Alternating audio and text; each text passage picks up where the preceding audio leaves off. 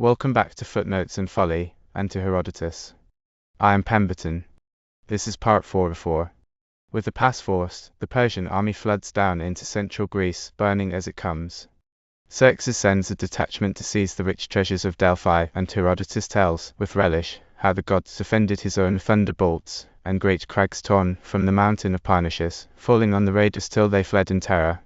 Meanwhile the Athenians, with the enemy at their gates and no army to save them, take Themistocles at his word about the wooden wall. They put their whole people aboard the ships, abandon the city, and watch from Salamis as the Persians storm the Acropolis and burn it. Let us continue. Meanwhile, as soon as the disaster at Thermopylae had happened, the Thessalians at once sent a herald to the Phocians. They had always held a grudge against them, and especially because of the most recent disaster they had suffered. Not many years before the king's expedition, the Thessalians themselves and their allies had invaded the Phocian land, but they had been defeated by the Phocians and roughly handled by them. The Phocians had been shut up on Mount Parnassus, and with them was a soothsayer, Teleus the Elean. This Teleus devised the following plan for them. He took 600 men, the best of the Phocians, and whitened both the men and their armor with chalk. Then he attacked the Thessalians by night, after first telling the Phocians to kill every man they saw who was not colored white. The Thessalian sentinels, when they first saw them, were terrified, supposing that what they saw was some supernatural thing and not what it really was.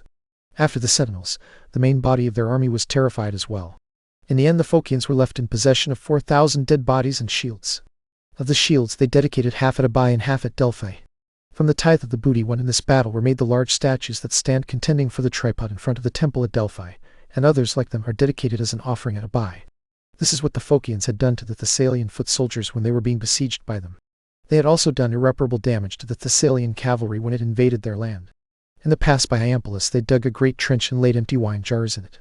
Then they carried earth over the top and made it look like the rest of the ground, and waited for the Thessalians to invade. The Thessalians, thinking they would make short work of the Phocians, rode forward at full speed and fell upon the wine jars. There the legs of their horses were utterly crippled. Bearing a grudge for both of these things, the Thessalians sent a herald and addressed the Phocians. Phocians, we advise you now to be more willing to change your minds and admit that you are not equal to us. In former times among the Hellenes, as long as it pleased us to be on that side, we always had the advantage over you, and now we have such great influence with the barbarian that it lies in our power to cause you to be deprived of your land and sold into slavery as well. Yet, although all power is in our hands, we do not bear malice. Pay us 50 talents of silver in return for this, and we will undertake to turn aside the dangers that threaten to come upon your land. This was what the Thessalians proposed to them. The Phocians alone of all the peoples in those parts were not taking the side of the Medes, and this, as I conjecture, was for no other reason than their enmity with the Thessalians. If the Thessalians had supported the cause of the Hellenes, I think the Phocians would have been on the side of the Medes. When the Thessalians made this proposal, the Phocians said that they would not give the money. They added that it was open to them to take the Median side just as much as the Thessalians, if they wished to do so for other reasons, but they would not willingly become traitors to Hellas. When these words were reported, the Thessalians, moved with anger against the Phocians, became guides to the barbarian to show him the way. From the land of Trachis, they entered Doris, for a narrow strip of Dorian territory stretches in this direction, about 30 furlongs wide, lying between Maules and Phocis. In ancient times this region was called Dryopes, and it is the mother country of the Dorians and Peloponnese. The barbarians did not lay waste this land of Doris when they entered it, because its people were taking the side of the Medes, and also because the Thessalians did not want it destroyed. But when they entered Phocis from Doris, they did not capture the Phocians themselves. Some of the Phocians had gone up to the heights of Parnassus, to a summit of Parnassus that is very suitable for receiving a large number of people. It stands by itself near the city of Neon, and is called Titharia. To this place, some of them had carried up their possessions and gone up themselves. Most of them, however, had carried their goods away to the Ozolian Locrians, to the city of Amphissa, which lies above the Chrysaean plain. The barbarians nevertheless overran the whole land of Phocis, because the Thessalians led their army that way. Everything they came to as they marched they burned or cut down, giving both cities and temples to the flames. They laid everything waste as they advanced along the river Kephisos. They destroyed by fire the city of Drymos, and also Charadra, Erochos, Tithronian, Amphikia, Neon, Pidias, Trides, Elatea, Hyampolis, Parapotomioi, and Abai. At Abai there was a temple of Apollo, wealthy and furnished with many treasuries and votive offerings. There was then, as there still is now, the seat of an oracle there. This temple they plundered and burned. They also pursued and captured some of the Phocians on the mountains, and they put some women to death by repeated outrage. Passing by Parapotomioi, the barbarians came to Panopeus, and from this point onward their army separated and went in different directions. The largest and strongest part of the army, proceeding with Xerxes himself against Athens, entered the land of the Boeotians and came into the territory of Orchomenos. The general body of the Boeotians was taking the side of the Medes, and their cities were being guarded by Macedonians appointed for each city, whom Alexander had sent.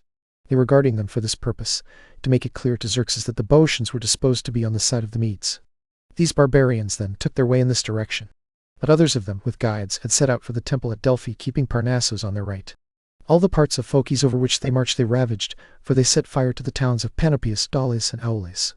They marched in this direction, separated from the rest of the army, in order to plunder the temple at Delphi and hand over its treasures to King Xerxes. Xerxes was well acquainted with everything in it that was of any value, better, I am told, than with the things he had left in his own house at home, since many people were constantly telling him about them, especially about the votive offerings of Croesus son of Alyattes. Meanwhile the Delphians, when they learned of this, were brought to extreme fear. In their great terror, they consulted the oracle about the sacred things, asking whether they should bury them in the earth or carry them away to another land. But the god forbade them to meddle with them, saying that he himself was able to take care of his own property. When they heard this, they began to think about themselves. They sent their children and women across the sea to Achaia, while most of the men climbed toward the summits of Parnassus and carried their property to the Carycian cave. Others went for refuge to Amphissa of the Locrians. In short, all the Delphians had left the town except 60 men and the prophet of the oracle. When the barbarians had come near enough to see the temple, the prophet, whose name was Herodotus, saw arms lying laid out before the cell, brought forth from the sanctuary. These arms were sacred, and no man was permitted to lay hands on them. He was going to announce this portent to the Delphians who were still there, but when the barbarians pressed onward and came opposite the temple of Athene Pranaia, greater portents happened to them in addition to the one that had occurred before. It was indeed a marvel that arms of war should appear by themselves, laid out outside the cell, but what happened immediately afterward deserves wonder beyond all other prodigies. When the barbarians in their approach were opposite the temple of Athene Pranaia, thunderbolts fell upon them from heaven, and 2 crags were broken away from Parnassus and rushed down upon them with a great crashing noise, falling on many of them. From the temple of Pranaia a shout was heard, and a battle cry was raised. When all these things came together, fear fell upon the barbarians. The Delphians, seeing that they were fleeing, came down after them and killed a great number of them, while those who survived fled straight to Boeotia. Those barbarians who returned reported, as I am informed, that besides what has already been told, they also saw other miraculous things. They said that 2 men in full armor, of more than human stature, followed them, killing and pursuing them. The Delphians say that these 2 were the native heroes Phylakos and Atanus, whose sacred enclosures are about the temple. That of Phylakos is close beside the road above the temple of Pranaia, and that of Atanus is near Castalia under the peak called Hyampeia. Moreover, the rocks that fell from Parnassus were still preserved even in my time, lying in the sacred enclosure of Athene Pranaia, into which they fell when they rushed through the ranks of the barbarians. Such was the departure these men had from the temple. Meanwhile, after leaving Artemision, the fleet of the Hellenes put in at Salamis at the request of the Athenians. The Athenians asked them to put in at Salamis, so that they might remove their children and wives out of Attica to a place of safety, and also decide what they should do. In their present situation they meant to take counsel afresh, because they had been deceived in their expectation. They had thought they would find the Peloponnesians in full force waiting for the barbarians in Boeotia. Instead, they found nothing of the kind, but were informed, on the contrary, that the Peloponnesians were fortifying the isthmus with a wall, valuing the safety of the Peloponnese above everything else and keeping guard there, while they were disposed to let everything else go. When the Athenians learned this, they requested the fleet to put in at Salamis. The others brought their ships to land at Salamis, but the Athenians crossed over to their own land. After arriving, they made a proclamation that every Athenian should try to save his children and household as best he could. The greater number sent them to Troezen, others to Aegina, and others to Salamis. They were urgent to put them out of danger both because they wished to obey the oracle and especially for another reason. The Athenians say that a great serpent lives in the temple and guards the Acropolis, and they not only say this, but also set out monthly offerings for it as if it were truly there, the offering being a honey cake. This honey cake, which before had always been consumed, was at this time left untouched. When the priestess reported this, the Athenians left the city far more eagerly than before, believing that the goddess too had left the Acropolis. When all their belongings had been removed to safety, they sailed to the encampment of the fleet. When those who had come from Artemision had put their ships in at Salamis, the rest of the Hellenic naval force, hearing of it, gradually came over to join them from Troezen. They had previously been ordered to assemble at Pogon, the harbor of the Troezenians. Now many more ships were gathered than had fought in the sea battle at Artemision, and they came from more cities. Over the whole force was set the same admiral as at Artemision, Eurybiades son of Euryclades, a Spartan, though not of the royal house. The Athenians, however, supplied by far the greatest number of ships and the best sailing ones. Those who joined the muster were these. From Peloponnese the Lacedaemonians supplied 16 ships. The Corinthians supplied the same number as at Artemision. The Sicyonians supplied 15 ships. The Epidaurians 10. the Troezenians 5, and the men of Hermion 3. All these, except the Hermionians, were of Doric and Macmillan race and had made their last migration from Aranios, Pindos, and the land of Dryopies. The people of Hermion, however, are Dryopians, driven out by Heracles and the Malians from the land that is now called Doris. These were the Peloponnesians who joined the fleet. Those from the mainland outside the Peloponnese were as follows. The Athenians supplied a number larger than all the rest, 180 ships, and they served alone, because the Plataeans did not take part with the Athenians in the sea fight at Salamis. When the Hellenes were leaving Artemision and came near Chalkis, the Plataeans disembarked on the opposite shore of Boeotia and began removing their households. Since they were occupied in saving these, they had been left behind. As for the Athenians, in the time when the Pelasgians occupied what is now called Hellas, they were Pelasgians and were named Cranaoi. In the time of King Cecrops they came to be called Cecropidae. Then, when Erechtheus succeeded to the rule, their name was changed to Athenians, and after Ion son of Xuthos became commander of the Athenians, they received from him the name Ionians. The Megarians supplied the same number as at Artemision. The Ambracites came to help the rest with 7 ships, and the Leucadians with 3, these being Dorians by race from Corinth. Of the islanders, the Aeginetans supplied 30 ships. They also had other ships manned, but with those they were guarding their own land. With the 30 that sailed best they joined in the sea fight at Salamis. The Aeginetans are Dorians from Epidaurus, and their island had formerly been called Oinon. After the Aeginetans came the Chalcidians with the 20 ships that had been at Artemision, and the Eretrians with their 7. These are Ionians. Next came the Caans, supplying the same as before and being Ionians by race from Athens. The Naxians supplied 4 ships. They had been sent out by the citizens of their state to join the Persians, like the other islanders, but they disregarded these commands and came to the Hellenes instead, urged by Democritus, a man of reputation among the citizens and at that time commander of a trireme. The Naxians are Ionians originally from Athens. The Styrians supplied the same ships as at Artemision, and the men of Kithnos 1 ship and 1 50-oared galley, both of these peoples being Dryopians. The Seriphians, the Siphonians, and the Melians also served with the rest, for they alone of the islanders had not given earth and water to the barbarian. All those who have been named lived within the region bounded by the land of the Dispersians and the river Acron, for the Dispersians border the land of the Ambracites and Leucadians. These were the peoples who came from the greatest distance to serve. But of those who live outside these limits, the men of Croton were the only people who came to the aid of Hellas in her danger. They sent 1 ship, commanded by Phalos, a man who had won victories 3 times at the Pythian Games. The men of Croton are Achaeans by descent. All the rest who served in the fleet supplied triremes, but the Melians, Siphonians, and Seriphians supplied 50-oared galleys. The Melians, who are descended from Lacedaemon, supplied 2. The Siphonians and Seriphians, who are Ionians from Athens, supplied 1 each. The whole number of ships, apart from the 50-oared galleys, was 378. When the commanders from the states already mentioned had assembled at Salamis, they began to deliberate. Eurybates proposed that anyone who wished should declare where he thought it most convenient to fight a sea battle in the regions still under their control.